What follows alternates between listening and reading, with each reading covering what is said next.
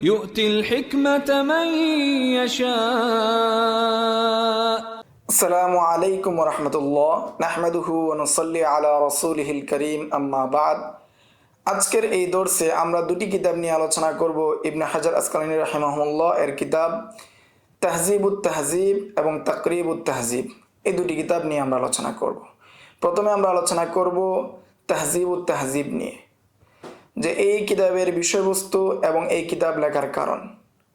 ইবনে হাজার আসকালানী রাহিমাহুল্লাহ তিনি নিজেই বলেন এই কিতাবের মুকাদ্দমার মধ্যে, যে তিনি বলেন যে আল কামাল ফি আসমাইর রিজাল যে কিতাব রয়েছে, যে কিতাবটি লিখেছেন আল হাফিজুল কবির আবু মুহাম্মদ আব্দুল গনি বিন আব্দুল ওয়াহেদ বিন সারওয়ার আল মাকদিসি, এবং এই কিতাবটিকে তাহজিব করেছেন, সেটাকে বিন্যস্ত করেছেন আল হাফিজুল শাহির আবুল হাজ্জাজ ইউসুফ ইবনে জাকি আল মিজ্জি।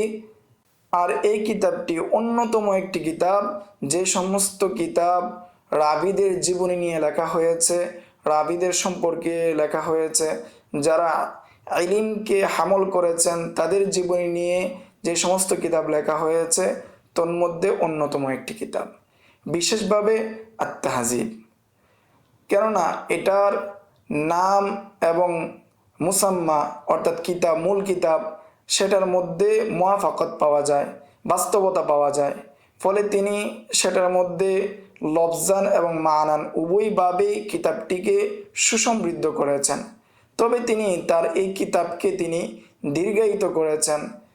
যারা স্বল্প সময়ে কোনো কিছু অর্জন করতে চায় তারা এই কিতাবের মাধ্যমে ইস্তেফাদা করতে বিরক্ত হয়ে যায় এবং তারা এই কিতাব থেকে ইস্তেফাদা করতে পারে না।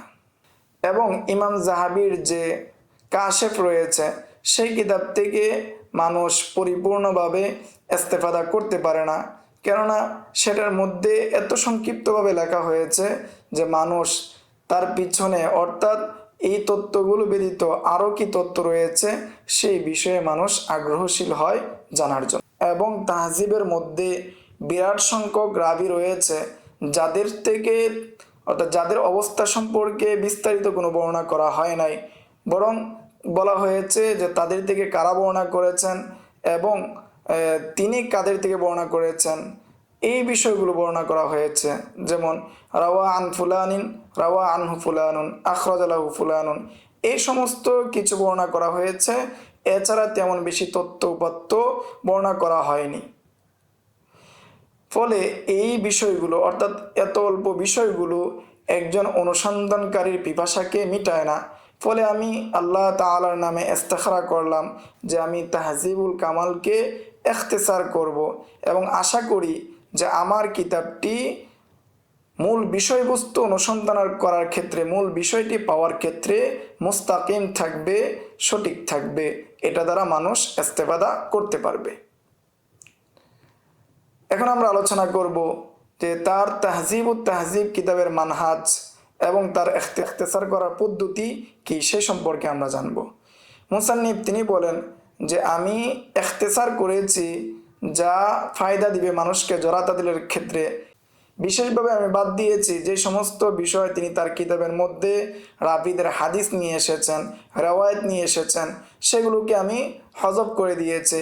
ওই রেওয়ায়েতগুলোকে তিনি এনেছিলেন যে রাবিদের সনদের আলী বোঝানোর জন্য, অবস্থান বোঝানোর জন্য বা উঁচু বোঝানোর জন্য যে সমস্ত বিষয়গুলো রয়েছে সবগুলো আমি বাদ দিয়ে দিয়েছি। কেননা সনদের মাধ্যমে উঁচু বোঝানো বা অন্যান্য যে বিষয়গুলো আছে এগুলো বোঝানো, সেটা হলো মাআজিম এবং মাশিখাতের কিতাবের বিষয়বস্তু, বা এই ধরনের যে কিতাবগুলো রয়েছে সেটার বিষয়বস্তু, এই ধরনের কিতাবের বিষয়বস্তু নয়। তবে এই কারণে আমি বলছি না যে মুআল্লিফ এগুলো যুক্ত করার কারণে তিনি তার কিতাবকে ত্রুটিযুক্ত করেছেন। আমি এই কথা বলার থেকে আল্লাহ তাআলার নিকট পানা চাই। বরং বলা যায় এই কিতাবটি এই ফোনের মধ্যে অত্যন্ত গুরুত্বপূর্ণ কিতাব, যার কোনো নজির বা দ্বিতীয় অন্য কোনো কিতাব নেই। কিন্তু মানুষের বয়স কম, সময়ও কম, এই জন্য আমি এই সমস্ত বিষয়গুলোকে হজব করে দিয়েছি, এবং আমি 1/3 হজব করে দিয়েছি। কেননা মুসান্নিফ অর্থাৎ ইমাম মিজ্জি তিনি ইচ্ছা করেছিলেন যে প্রত্যেক রাবির যত শেখ রয়েছে এবং যত রুয়াত রয়েছে সবাইকে ইস্তেকসা করা, ইস্তিআব করার চেষ্টা করেছেন এবং তিনি রাবিদেরকে অর্থাৎ যার জীবনী আলোচনা করা হচ্ছে সেই ব্যক্তির থেকে যারা বর্ণনা করেছেন তাদের সবাইকে এবং তিনি যাদের থেকে বর্ণনা করেছেন সবাইকে উল্লেখ করার চেষ্টা করেছেন এবং সবাইকে তিনি হরুফুল মুআজ্জামের ভিত্তিতে সাজিয়েছেন।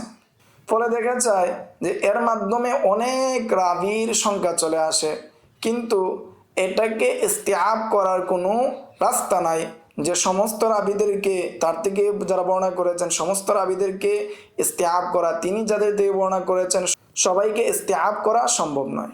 কারণ রাবিরা রেওয়ায়াত ছড়িয়ে রয়েছে এবং এই পরিমাণ রেওয়ায়াত ছড়িয়ে রয়েছে যে সবগুলোকে একত্রিত করা এটা কঠিন। ফলে দেখা যায় কোনো মুআন্নিদ, যে ব্যক্তি এই কিতাব সম্পর্কে কিছু ত্রুটি খুঁজতে চায়, সে দেখা যায় যে এই কিতাবের মধ্যে একটি ত্রুটি পেয়ে যায় যে অমুক অমুক শায়েখদেরকে উল্লেখ করা হয় নাই, অমুক অমুক যারা বর্ণনা করেছেন রাবি রয়েছেন তাদেরকে উল্লেখ করা হয় নাই। ফলে তিনি একটি রাস্তা পেয়ে যান যে এই কিতাবের ইস্তেদরাক করতে, এই কিতাবের উপর আরও সংযোজন করতে একটি রাস্তা পেয়ে যান।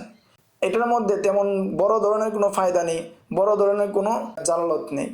ফলে আমি ওই সমস্ত শায়েখদেরকে আমি ইখতিসার করেছি যাদের থেকে তিনি বর্ণনা করেছেন এবং যারা তাদের থেকে বর্ণনা করেছেন শুধু তাদেরকেই বর্ণনা করেছি যারা প্রসিদ্ধ, যাদের থেকে তিনি অধিক বর্ণনা করেছেন এবং শায়েখ যারা রয়েছেন তারাও অধিক প্রসিদ্ধ, তাদেরকেই শুধু আমি ইখতিসার করেছি, তাদেরকে আমি উল্লেখ করেছি। কোনো জীবনী যদি ছোট হয় তাহলে সেখান থেকে আমি অধিকাংশ জায়গায় কোনো কিছু হজব করিনি। যদি রাবির জীবনী মধ্যম ধরনের হয় তাহলে আমি শায়েখ এবং রুয়াত সবাইকে আমি উল্লেখ করেছি অধিকাংশ জায়গায়। আর যদি রাবির জীবনী দীর্ঘ হয় অর্থাৎ রাবির মারবি আনহু এবং যাদের থেকে তিনি বর্ণনা করেছেন তাদের সংখ্যা যদি বড় হয় তাহলে বুখারী এবং মুসলিমের যারা ছিলেন তাদের সাথে আরও কিছুকে উল্লেখ করেছি, সবাইকে আমি উল্লেখ করিনি। আমার এই সব নীতি থেকে অর্থাৎ এই মূলনীতি থেকে আমি সহজে সরে যাইনি।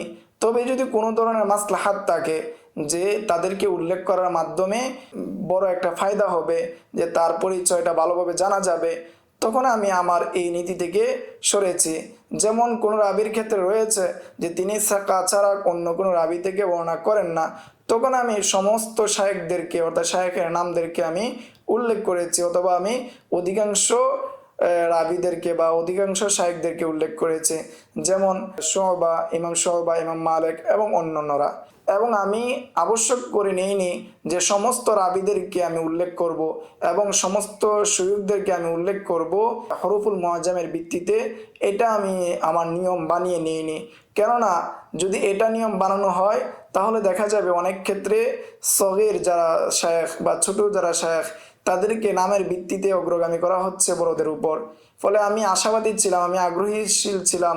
পরে আমি চেষ্টা করেছি আমি উল্লেখ করব প্রত্যেক রাবির জীবনীর মধ্যে যাদের থেকে অধিক পরিমাণে হাদিস বর্ণনা করেছেন রাবি, অথবা যারা সনদের ক্ষেত্রে অধিক উঁচু আহফাজ, তাদেরকে আমি উল্লেখ করব শায়েখের ক্ষেত্রে প্রথম দিকে।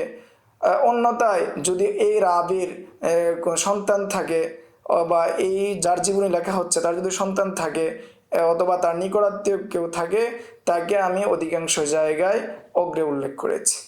এবং আমি চেষ্টা করেছি রাবির জীবনীকে শেষ করতে, যিনি তার থেকে সর্বশেষ বর্ণনা করেছেন তাকে উল্লেখ করার মাধ্যমে। এবং রাবির জীবনীর মধ্যে যে অনেক বিষয় রয়েছে সেগুলোকে আমি হজব করে দিয়েছি।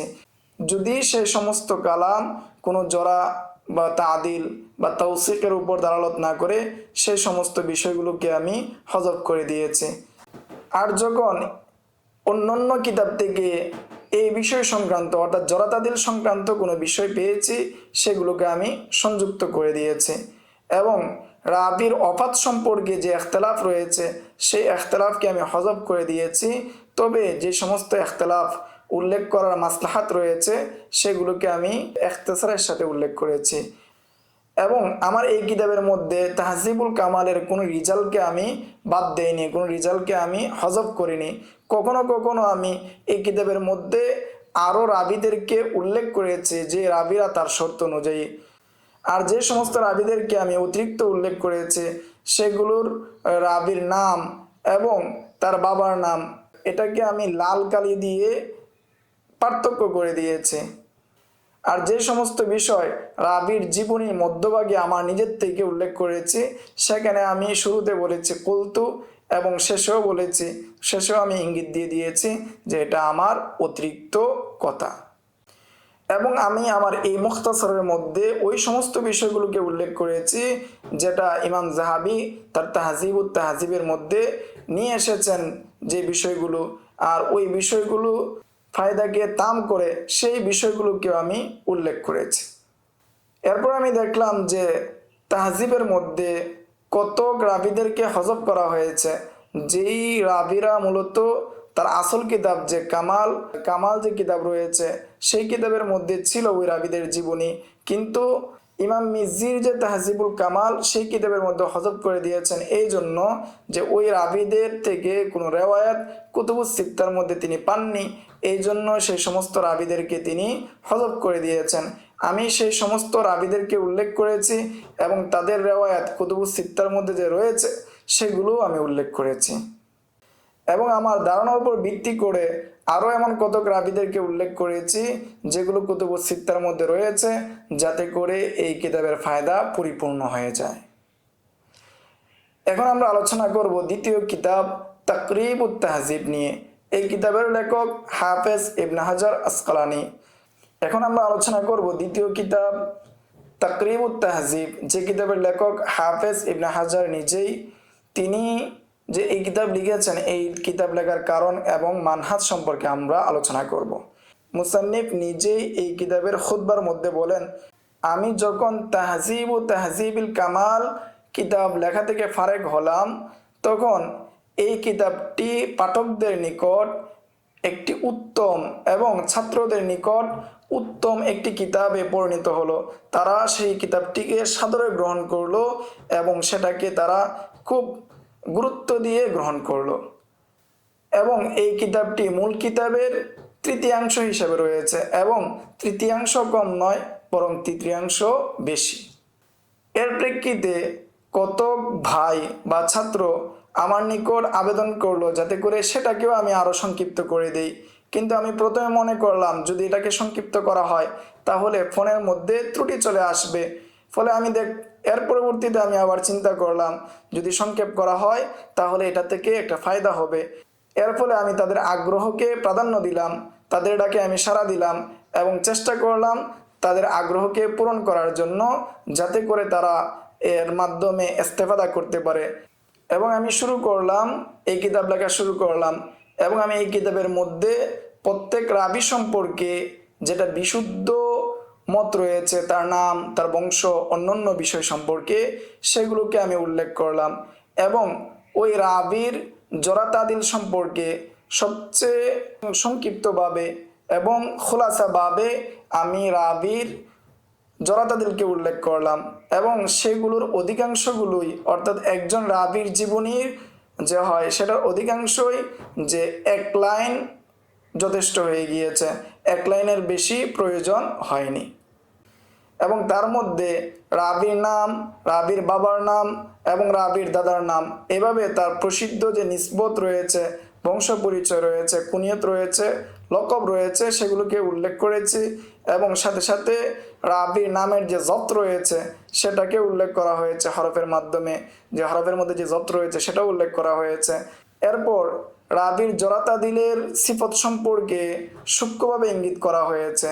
এরপর ইঙ্গিত করা হয়েছে যে রাবির যে 12 তবকা রয়েছে, 12টি রাবিদেরকে 12 ভাগে ভাগ করা হয়েছে, যে সেই 12 ভাগের বা 12 স্তরের কোন স্তরে, এবং সময়ের দিক থেকে যে তবকা উল্লেখ করা হয়েছে 12 তবকার, সেই তবকাগুলোকে উল্লেখ করা হয়েছে।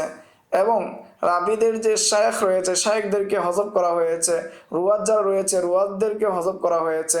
তবে যাদের ক্ষেত্রে এলতেবাস থেকে বাঁচা যায় না তাদের ক্ষেত্রে শুধু উল্লেখ করা হয়েছে যে তাদের শায়েখ এবং যারা তাদের থেকে বর্ণনা করেছেন তাদেরকে উল্লেখ করা হয়েছে। এবং আমি আমার এই কিতাবের মধ্যে রাবির অফাতের সন উল্লেখ করেছি এবং যে রাবির অফাত নিয়ে ইখতিলাফ রয়েছে তার মধ্যে আরজাহ কোল যেটা সে কোলকে আমি উল্লেখ করেছি। এবং রাবির শুরুতে আমি একটি রকম উল্লেখ করেছি, এই রকমের মাধ্যমে ইশারা করা হয়েছে কোন কোন ইমামগণ এই রাবি থেকে হাদিস তাখরিজ করেছেন সেটা আমি উল্লেখ করেছি। এবং আমি এই কিতাবের নাম দিয়েছি তাকরিবুত তাহজিব। এই ছিল তাহজিবুত তাহজিব এবং তাকরিবুত তাহজিব ইবনে হাজারের দুই কিতাব, সেই সম্পর্কে সংক্ষিপ্ত পরিচয়। আসসালামু আলাইকুম রহমতুল্লাহ। يؤتي الحكمة من يشاء ومن يؤت الحكمة فقد أوتي خيرا كثيرا وما يذكر إلا أولو الألباب